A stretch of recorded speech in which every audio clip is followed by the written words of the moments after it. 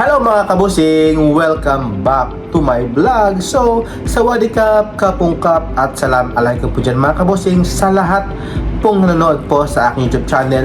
Hello po. At syempre, sawadikap mga kabusing. At syempre, ang ating pag-uusapan mga kabusing ay ang Mr. Supranational. Nakakatapos lang kagabi. At syempre, yung mga placement ba ng Mr. Worldwide Philippines is mali nga ba ang kanilang placement na titulo nga mga kabosing. At syempre, congratulations pa rin mga kabosing sa ating pambato na si Felipe Marasigan.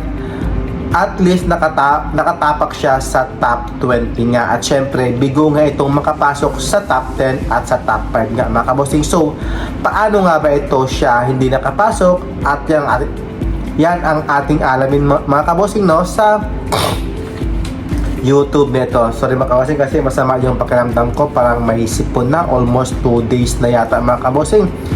So ayan mga kabosing, no, yung ating pag-uusapan niya ay si Felipe Marasigan na kung saan hindi nga ito pinapasok sa top 10. So ano nga ba ang nangyari? So for my set ito mga kabosing sa kanilang final sa Mr. Supranational, una parang mga kabosing, no, sa pagpapakilala, hindi ko na talaga siya nakitaan na masaya siya. Parang may something talagang kulang kay Felipe Marasigan mga kabosing, no, sa kanyang pagrampa pa lang. Parang hindi mo talaga yung kanyang face, parang pagod o parang nasistress siya o kasi nung last, di ba nananalo yung Pilipinas, so ngayon baka nakasya siguro sa kwan kasi baka gusto niya talagang makapasok sa top, pero hindi nga mga kabosing, siguro sa kakaisip siya doon, kaya namumblema siya mga kabosing kung paano talaga siya makapenetrate sa top 20, top 10 at saka sa top 5 nga mga kabosing. So ayun, with yung kanyang performance, parang hindi siya nag-enjoy, parang stress yung face, tsaka yung kanyang galawan hindi masyadong pakat, parang hindi niya ini-enjoy talaga yung Supra journey niya sa stage nga. Ayan.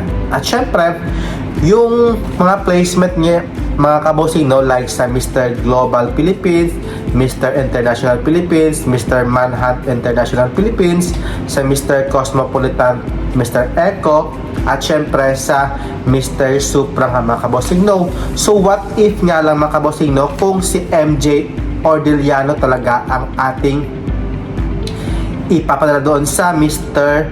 Supranational. So sa tingin nyo mga kabosing, makakapasok siya sa top? So for me, makakapasok yung mga kabosing sa top 5 mga kabosing itong si MJ. Bukod sa kanyang personality, sa kanyang katawan pala, sa physics, alam kong pasok yun mga kabosing sa top 10 at saka sa top 5. Kasi ang gwapo din to ni MJ, moreno looks talaga siya, kaya possible talaga siya makakapasok sa top 5 itong si MJ Ordiliano kung siya talaga ang pinadala sa Supranational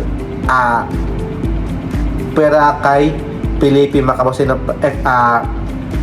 ayan, or else si John Wade Alba. So sa tingin ko din mga kabosing, makakakansya sa top 10 si John Wade Alba, ayan, or sino pa ba, si John Gundayaw. Okay naman yung katawan niya mga kabosing, no, pero yung sa kanto hindi kasi masyado siya nag-English, pero more on Tagalog talaga sa CMJ. Kung pwede lang ihasa lang, why not naman? So basta lang makapag-English siya ng normal, pwede yan. Yun.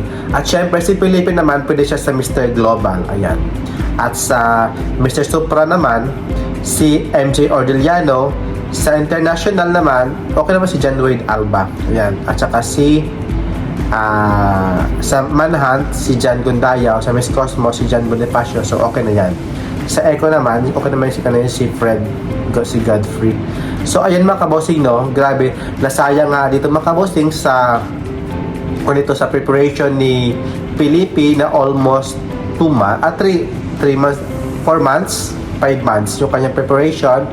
But still, congratulations sa ating pambato na si Felipe Marasigan kasi naka-top 20 siya. So 10 na tayong naka-win streak sa Supranational. So 10 years na tayo nakapasok sa top 2024 ay makabosing. So hope next year, so makaharap tayo ng possible na maganda yung katawan, gwapo din, at syempre yung malakas ang appeal niya mga kabosing, no, sa maganda yung performance talaga mga kabosing, yung nakikita ko talagang pwedeng makasungkit tayo ng kauna-unahang Mr. Supranational next year. So, yung sa organization ng Mr. Philippines Worldwide, so maghanap kayo ng mas bumagay talaga sa Supra. So, meaning Supra means joy, may magandang charisma talaga mga kabosing, at syempre yung happy lang mga kabosing nyo, yung laging nakasmile, nakatawa talaga mga kabosing, no, at maganda talaga ang katawan mga kabosing, yung pang Supra model talaga mga kabosing.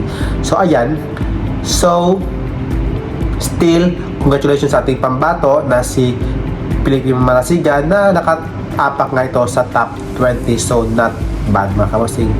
Ayan mga kabosing, thank you for watching and see you in my next vlog. Keep safe, bye bye, God bless. Mwah.